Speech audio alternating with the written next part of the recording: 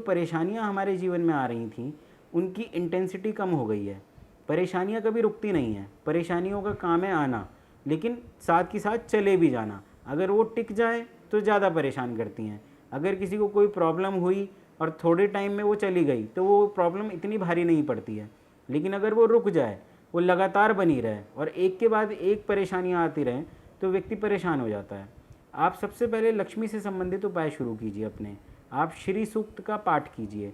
श्री सूक्त का अगर आप डेली पाठ करते हैं, कुल 16 श्लोक होते हैं उसके अंदर, और मैक्सिमम 10 मिनट लगते हैं किसी भी व्यक्ति को श्री सूक्त का पाठ करने में।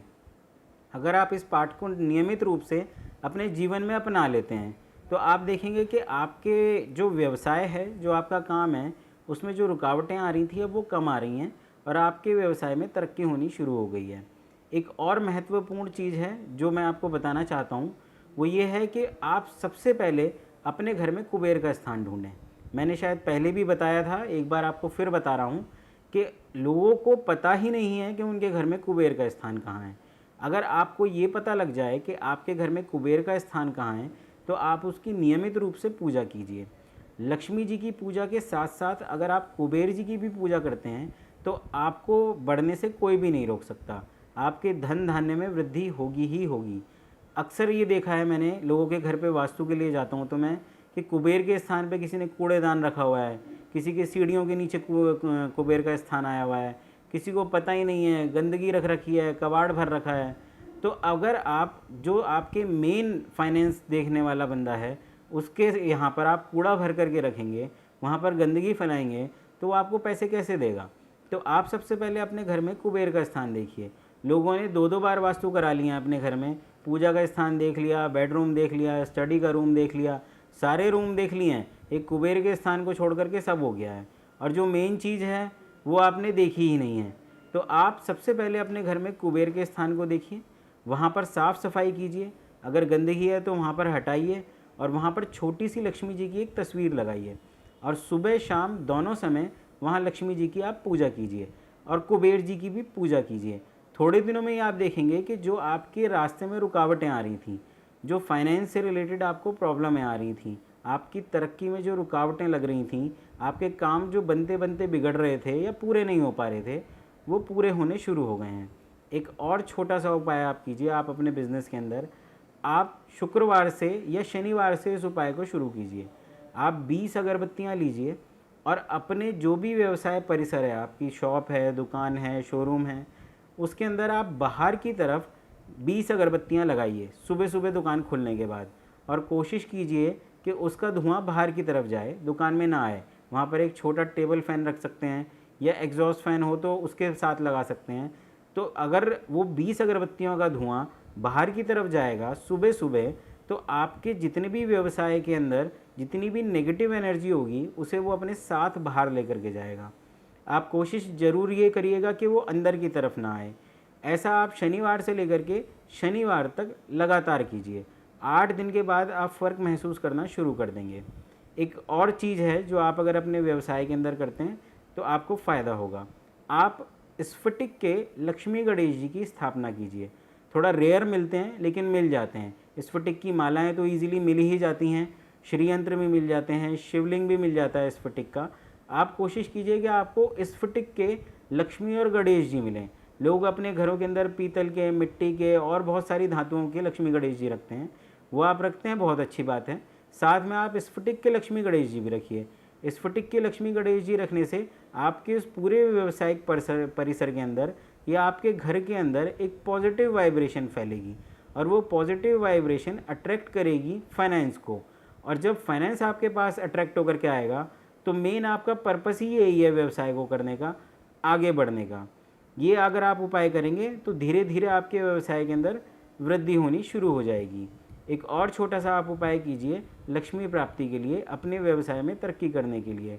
आप किसी भी अष्टमी को, किसी भी महीने की अष्टमी को आप ले लीजिए, आप दुर्गा जी की उपासना कीजिए। आप अपने व्यवसाय से संबंधित, अगर आप टीचर हैं तो आप पेन रख सकते हैं, अगर आप डॉक्टर हैं तो आप अपना जो भी इंस्ट्रूमेंट है वो रख सकते हैं, इंजीनियर हैं तो उससे संबंधित जो भी आपका सामान है वो दुर्गा जी के सामने रखिए। गुलाब के फूल चढ़ाइए, एक पीला कपड़ा बिछाइए, साथ में आप एक आहुति दीजिए दुर्गा जी को, जिसके अंदर आप एक लौंग का जोड़ा, एक बताशा और कपूर, और साथ में जो आपने अपने कार्य से संबंधित चीज़ रखी है वो तो रखेंगे ही रखेंगे। वहाँ बैठ कर के आप दुर्गा सप्तशती का पाठ कीजिए, और ऐसा आप लगातार 9 दिन तक कीजिए। अष्टमी से शुरू कीजिए और लगातार 9 दिन तक कीजिए। 9 दिन के बाद में आप जो भी आपका सामान है उसे लीजिए प्रसाद स्वरूप, और उसको आप अपने व्यवसाय के अंदर इस्तेमाल में लाइए। धीरे धीरे आप देखेंगे कि आपके व्यवसाय में बहुत अच्छे तरीके से वृद्धि होनी शुरू हो गई है। अगर बॉस से आपकी नहीं बन रही थी तो धीरे धीरे बॉस भी आपके फेवर में होने शुरू हो गए हैं। जो आपका स्टाफ आपके काट में था, जो आपके को देख करके जलता था, जो आपके लिए परेशानियां खड़ी करता था, अब वो आपके लिए सपोर्ट करना शुरू कर दिया। अक्सर बड़े बड़े कॉरपोरेट हाउस के अंदर यही देखा गया है कि इंटरनल पॉलिटिक्स में लोग पीछे रह जाते हैं। तो आप अगर ये उपाय अपनाते हैं तो आप कम से कम आप तो उस इंटरनल पॉलिटिक्स का शिकार नहीं होंगे। आप अपने काम से आगे बढ़ेंगे, आपकी मेहनत लोगों को दिखाई देगी, और आप धीरे धीरे तरक्की की राह पे चलते चले जाएंगे। तो ये कुछ छोटे छोटे से उपाय हैं जिन्हें अगर आप करते हैं तो आपके करियर में निश्चित रूप से फ़ायदा ज़रूर होगा। बिल्कुल। हार्ड वर्क करने के बाद भी कई बार ऐसा होता है कि आपको उसका प्रॉपर रिजल्ट नहीं मिल पाता है, लेकिन इन छोटे छोटे घरेलू उपाय से आप इंटरनल पॉलिटिक्स से भी बच सकते हैं, आप अपने जॉब से भी खुश रह सकते हैं और आपके बिजनेस में भी वृद्धि हो सकती है। यहाँ लेते हैं एक छोटा सा ब्रेक के बाद तमाम तरह के प्रोफेशंस के ऊपर चर्चा करेंगे। जल्द लौटते हैं।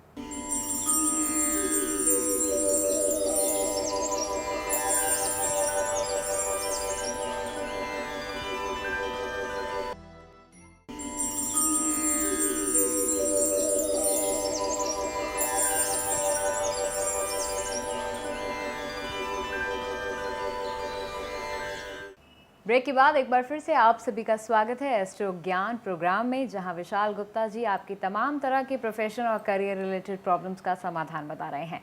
विशाल जी, मैं जानना चाहूँगी, अब बहुत ही ज़रूरी बात है, आजकल के जो पेरेंट्स होते हैं वो चाहते हैं, अगर वो इंजीनियर है तो चाहेंगे हमारा बच्चा इंजीनियर बने, अगर वो इंजीनियर नहीं है तो चाहेंगे कि जो मैं नहीं बन पाया वो मेरा बच्चा बन जाए।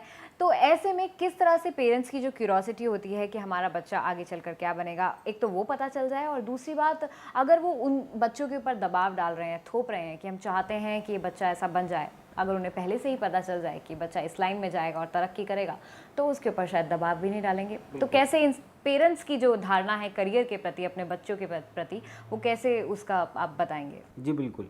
हम ये देखते हैं कैरियर से रिलेटेड कि शुरू के अंदर लोगों को पता ही नहीं होता कि किस लाइन में जाना है। किसी ने कह दिया कि भाई डॉक्टर बन जाओ, तो डॉक्टर बनने के लिए चल दिए। किसी ने कहा कि नहीं नहीं इंजीनियर बन जाओ, इंजीनियर बन गए। किसी ने कहा कि लॉयर बन जाओ, आईटी इंडस्ट्री में चले जाओ, कंप्यूटर्स में चले जाओ, मीडिया में चले जाओ। खुद नहीं यूज़ करेंगे, जो और लोग कर रहे हैं, जो बाकी दोस्त कर रहे हैं, जो और सब लोग साथ जा रहे हैं, तो चलो हम भी वही करते हैं। 6 महीना, 1 साल, 2 साल इस चीज़ में वो निकाल देते हैं, और इस दौरान वो 2-3 जगह पे अपने करियर को चेंज भी कर लेते हैं, और अल्टीमेटली पता लगता है कि करियर कहीं पे भी नहीं बना और किसी नेक्स्ट जगह पे ही उनका करियर बनने को जा रहा है। इसके अलावा पेरेंट्स के साथ भी एक ये बहुत ज़बरदस्त प्रॉब्लम होती है कि वो शुरू से ही लेकर के चलते हैं कि फ़लाँ का बच्चा अगर डॉक्टर बना है तो भाई मेरा भी बनना चाहिए, उसका बच्चा अगर इंजीनियर बन गया है तो मेरे बच्चे को भी इंजीनियर बनना चाहिए। अगर उसका हॉरोस्कोप सपोर्ट ही नहीं करता उसे इंजीनियर बनने के लिए तो वो इंजीनियर कैसे बनेगा? उसका इंटरेस्ट अगर आर्किटेक्ट की लाइन में है और आप उसे डॉक्टर बनाने के अंदर लगे हुए हैं तो कैसे होगा? अगर आपका बच्चा म्यूजिशियन बनना चाहता है, म्यूज़िक की लाइन में या मीडिया लाइन में आगे जाना चाहता है, और आप उसे वकालत पढ़ाने के लिए जा रहे हैं, तो वो अच्छा वकील भी नहीं बन पाएगा, और म्यूजिशियन तो आपने उसे बनने ही नहीं दिया है। तो सबसे पहले आप ये देखिए कि आपके बच्चे के हॉरोस्कोप में उसके कैरियर से संबंधित क्या चीज़ें सपोर्ट कर रही हैं, कौन सी लाइन में अगर वो अपना टाइम, पैसा, मेहनत, दिमाग सब चीज़ें लगाता है तो आगे बढ़ जाएगा। क्योंकि किसी भी काम को करने के लिए इन चीज़ों की आज की तारीख में बहुत ज़रूरत है। आपको पैसा भी लगाना पड़ेगा, आपको टाइम भी लगाना पड़ेगा, अपने एफ़र्ट्स भी देने पड़ेंगे, और पता लगा कि वो कैरियर आपके लिए बना ही नहीं है। आप साल 2 साल वहाँ गए और उसके बाद कहीं और शिफ्ट हो गए, तो आपने 2 साल का टाइम भी ख़राब करा, अपने एफ़र्ट्स भी ख़राब करे, अपना पैसा भी ख़राब करा। तो सबसे पहले आप अपने हॉरोस्कोप के अंदर या अपने बच्चों के हॉरोस्कोप के अंदर किसी अच्छे एस्ट्रोलॉजर को दिखा करके, जब उसका कैरियर बन रहा हो, आपके पास 3-4 ऑप्शन सामने हों कि भाई इस लाइन में भेजें या इस लाइन में भेजें, तो आप दिखाइए कि किस लाइन में भेजने से उसको ज़्यादा फ़ायदा होगा, वो बेहतर तरीके से ग्रो कर पाएगा और भविष्य में एक अच्छा उसका कैरियर बन पाएगा। बिल्कुल विशाल जी, तो जैसा कि कंपटीशन आजकल बहुत बढ़ रहा है, बच्चे नहीं जानते हमें आगे क्या बढ़ना है। जैसे आपने बताया कि किस तरह से हम पहले से ही एस्ट्रोलॉजर को, किसी अच्छे एस्ट्रोलॉजर को दिखा दें और पता चल जाए कि किस लाइन में हम आगे बढ़ सकते हैं, अपना टाइम भी वेस्ट होने से बचा सकते हैं और अपने पैसे भी। तो ऐसे में जैसे कुछ मेन प्रोफेशंस हैं, जैसे अगर कोई बच्चा इंटीरियर डिज़ाइनर, स्पोर्ट्स में जाना चाहता है तो उसके लिए बेस्ट कॉम्बिनेशन कौन सा? जी बिल्कुल। इंटीरियर जो काम है बड़ा क्रिएटिव काम है, उसके अंदर आदमी की इमेजिनेशन की बहुत ज़रूरत होती है। हर काम में 11th हाउस का एक्टिवेट होना बहुत ज़रूरी है अगर हमें फ़ायदा चाहिए तो। और अगर हम करियर में अगर आगे बढ़ने के बारे में सोच रहे हैं या किसी भी करियर को चुनने की सोच रहे हैं तो 11th हाउस का एक्टिवेट होना बहुत ज़्यादा ज़रूरी है। 11th हाउस गेन का होता है, किसी भी चीज़ से संबंधित अगर फ़ायदा देखना है तो हम 11th हाउस से ही देखते हैं। सभी 9 के 9 ग्रह 11th हाउस में वेलकम होते हैं। वहाँ पर कोई भी ग्रह बैठे आपको फ़ायदा ही देगा, चाहे वो नेचर से ख़राब ग्रह है या अच्छा ग्रह है। वहाँ पर शनि बैठे या शुक्र बैठे, चंद्रमा बैठे या गुरु बैठे, कोई भी बैठे आपको फ़ायदा ही देगा। तो 11th हाउस का एक्टिवेट होना हर लिहाज से बहुत ज़रूरी है और बहुत फ़ायदेमंद है। तो जैसे कि आपने पूछा मेरे से इंटीरियर के बारे में, इंटीरियर बहुत क्रिएटिव चीज़ है। क्रिएशन को देखने के लिए, इमेजिनेशन को देखने के लिए हम 5th हाउस को देखते हैं। तो अगर किसी का कैरियर बनाने वाले एज के अंदर, सपोज़ 20 साल में, 21 साल के अंदर, 19 साल के अंदर स्कूलिंग ख़त्म होते होते हम ये देखते हैं कि 5th 11 का कॉम्बिनेशन बहुत बार आ रहा है और उस बच्चे का रुझान भी अगर इंटीरियर की तरफ है, वो उसकी क्रिएटिविटी बहुत अच्छी है, तो आप उसे इंटीरियर में भेज सकते हैं। तो इंटीरियर के लिए जो मेन कॉम्बिनेशन है वो 5-11 का है। यही सेम कॉम्बिनेशन स्पोर्ट्स के लिए भी है। स्पोर्ट्स को भी हम 5th हाउस से ही देखते हैं और गेन होना तो बहुत ज़रूरी है। 11th हाउस का एक्टिवेट होना बहुत ज़रूरी है। अगर 11th एक्टिवेट नहीं है तो सिर्फ आप खेलते ही रह जाएंगे, कैरियर आपका बनेगा नहीं। तो अगर 5 और 11 का कॉम्बिनेशन आता है तो ही आप स्पोर्ट्स के अंदर आगे बढ़ पाएंगे। तो अगर आपका बच्चा स्पोर्ट्स में ज़्यादा अच्छा है, स्पोर्ट्स में आपको लगता है कि इसने काफ़ी काम किया है और आगे जा सकता है और उसका भी इंटरेस्ट है, और साथ में 5-11 का भी कॉम्बिनेशन आ रहा है, तो आप अपने बच्चे को स्पोर्ट्स में भी भेज सकते हैं। तो ये दोनों 5-11 के जो कॉम्बिनेशन है, इंटीरियर को भी शो करते हैं और स्पोर्ट्स को भी शो करते हैं। बिल्कुल। और आपसे जानना चाहूँगी कि इंफॉर्मेशन टेक्नोलॉजी, मीडिया, राइटिंग, ये सब जो थोड़े और क्रिएटिव कॉम्बिनेशंस हैं, थोड़े और क्रिएटिव प्रोफेशंस हैं, इनके क्या परफेक्ट कॉम्बिनेशन? जी बिल्कुल। देखिए, जैसे आर्किटेक्ट का कॉम्बिनेशन हो गया, या मीडिया से रिलेटेड कोई कॉम्बिनेशन हो गया, या राइटर से रिलेटेड कोई कॉम्बिनेशन हो गया, ये सारे के सारे क्रिएटिविटी वाले कॉम्बिनेशन हैं और इसमें कम्युनिकेशन स्किल भी बहुत ज़बरदस्त चाहिए। अगर आपकी कम्युनिकेशन स्किल अच्छी नहीं है तो आप मीडिया में कुछ भी नहीं कर सकते हैं, आप अच्छे राइटर नहीं हो सकते हैं। अगर आपकी इमेजिनेशन अच्छी है तो ये आप उसे कागज़ पे उतार सकते हैं। तो जो कम्युनिकेशन का हमारा घर होता है वो 3rd हाउस होता है। और जैसा कि मैंने आपको पहले बताया, हमारे को फ़ायदा देखना है तो 11th हाउस तो हर हाल में एक्टिवेट होना ही चाहिए। तो अगर कोई व्यक्ति मीडिया लाइन में जाना चाहता है तो उसको अगर 3-11 हमारे को आगे दिखता है और भी ज़्यादा इमेजिनेशन उसकी अच्छी है तो 5th हाउस भी एक्टिवेट हो सकता है। तो अगर किसी का 3रा, 5वां और 11वां घर एक्टिवेट है तो वो मीडिया लाइन के अंदर जा सकता है, वो राइटर बन सकता है और आर्किटेक्ट भी बन सकता है। आर्किटेक्चर के लिए भी आपको इमेजिनेशन बहुत अच्छी होनी चाहिए। आपको बहुत सारे लोगों से मिलना पड़ेगा, बात करना पड़ेगा, तब आप जाकर के किसी बिल्डिंग का नक्शा बना पाएंगे। और उस नक्शे में भी आपको 20 बार चेंजेस करने पड़ेंगे, आपको अपने क्लाइंट के अनुसार काम करना पड़ेगा। आपकी कम्युनिकेशन भी अच्छी होनी चाहिए ताकि आप अपने क्लाइंट को इंसिस्ट कर सकें कि जो आपने चीज़ बना करके उसे दी है वो उसके लिए बेस्ट रहेगी, आगे उसे कोई दिक्कत नहीं आएगी। तो अगर आपका 3rd हाउस एक्टिवेट होता है 11th हाउस के साथ तो आप मीडिया लाइन में भी जा सकते हैं, आप आर्किटेक्ट की लाइन में भी जा सकते हैं। तो आप ये देखिए कि आपका कौन सा हाउस एक्टिवेट हो रहा है। जी। और अब बात करते हैं उन प्रोफेशंस के बारे में जो सदियों से चलते आ रहे हैं, इंजीनियर, डॉक्टरी, लॉयर, इनका परफेक्ट कॉम्बिनेशन क्या होगा? बिल्कुल, ये कुछ ऐसे प्रोफेशन हैं जो सालों से चले आ रहे हैं और आज भी उनका क्रेज़ उतना ही बरकरार है जो 50 साल पहले होता था। हर कोई चाहता है कि वो डॉक्टर बन जाए, हर कोई चाहता है कि वो बहुत बड़ा वकील हो, बहुत बड़ा इंजीनियर बन जाए। डॉक्टर के लिए हम सबसे पहले देखते हैं बीमारी के कॉम्बिनेशन, क्योंकि डॉक्टर का नाता है बीमारी के साथ। तो बीमारी के हमारे कॉम्बिनेशन थे 6, 8 और 12। अगर किसी का 6ठा घर, 8वां घर और 12वां घर एक्टिवेट होता है तो बीमार हो जाता है व्यक्ति, लेकिन अब हमें उस बीमारी से फ़ायदा चाहिए। तो अगर किसी का 10वां और 11वां घर भी एक्टिवेट होता है, जैसा कि शुरू में मैंने बताया 10वां स्थान कर्म का होता है और 11वां स्थान उससे फ़ायदे का होता है।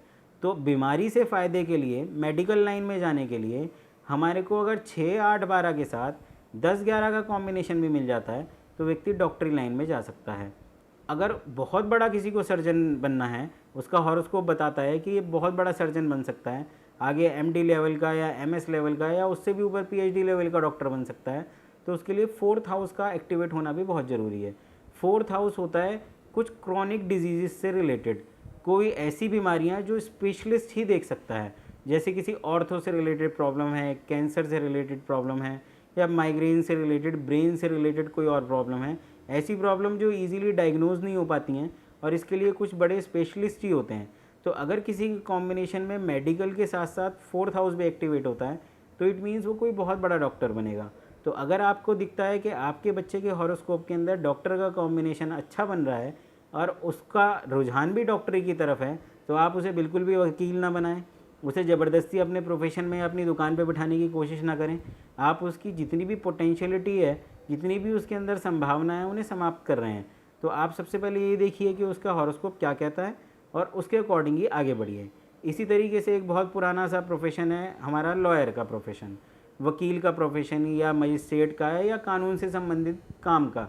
इसके लिए भी हम ये देखते हैं कि हमारे लिटिगेशन के मुकदमे वगैरह के क्या कॉम्बिनेशन होते हैं। वो हमारे 6, 8, 12 के ही कॉम्बिनेशन होते हैं।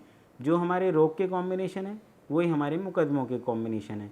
उसके साथ साथ अगर वही 11वां हाउस हमारा एक्टिवेट हो जाता है 10वें घर के साथ, तो व्यक्ति वकील बन जाता है। और आगे जा कर के अगर उसका 12वां घर भी एक्टिवेट है और 9th हाउस भी एक्टिवेट है तो वो बहुत बड़ा मजिस्ट्रेट या वकील या कोई बहुत ऊंचे लेवल के ऊपर जा कर के काम करने वाला होता है। अगर आपके बच्चे के हॉरोस्कोप में इस टाइप के कॉम्बिनेशन हैं तो आप उसे वकालत की तरफ भेजिए, वरना कोई फ़ायदा नहीं है। अगर आपके बच्चे का 3rd हाउस एक्टिवेट हो रहा है और आप उसे वकालत में भेज रहे हैं, तो ना तो आप उसे आर्किटेक्ट बनने के लिए भेज रहे हैं और ना आप उसको अच्छा वकील बना पाएंगे, क्योंकि उसका वकालत में कोई इंटरेस्ट है नहीं। और जिस चीज़ में उसका इंटरेस्ट है 3rd हाउस में, तो वहाँ आप उसे भेज नहीं रहे हैं। तो आप इस चीज़ को देखिए और अपने बच्चे के करियर के लिए वही निर्णय लीजिए जो हॉरोस्कोप उसका बताता है और जिसमें उसका इंटरेस्ट भी है। बिल्कुल, तो जैसा कि विशाल जी ने बताया कि किस तरह से आप बिल्कुल परफेक्ट प्लानिटरी कॉम्बिनेशन से अपने बच्चे के करियर के बारे में भी जान सकते हैं, किस तरफ उसका झुकाव है इस बारे में भी जान सकते हैं और उसे क्या बनना चाहिए वो भी पता चल सकता है। तो ना तो आपका टाइम वेस्ट होगा, ना आपके पैसे वेस्ट होंगे और एक परफेक्ट करियर आपको मिल जाएगा। आज के प्रोग्राम में बस इतना ही, फिर से मुलाकात होगी, तब तक के लिए नमस्कार।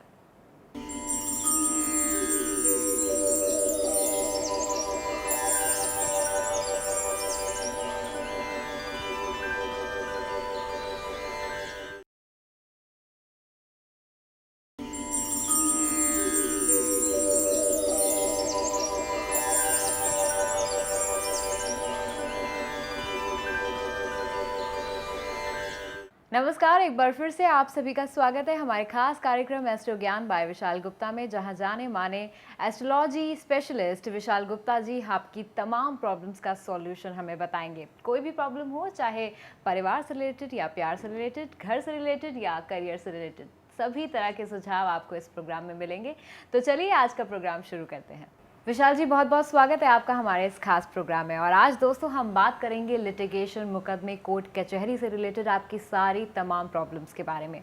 सबसे पहले विशाल जी, मैं आपसे पूछना चाहूँगी कि ये जो मुकदमे होते हैं, जो कोर्ट कचहरी के चक्कर होते हैं, इनका कॉम्बिनेशन क्या होता है? जी बिल्कुल, हमें सबसे पहले ये देखना होता है कि अगर हमारा किसी से कोई विवाद चल रहा है,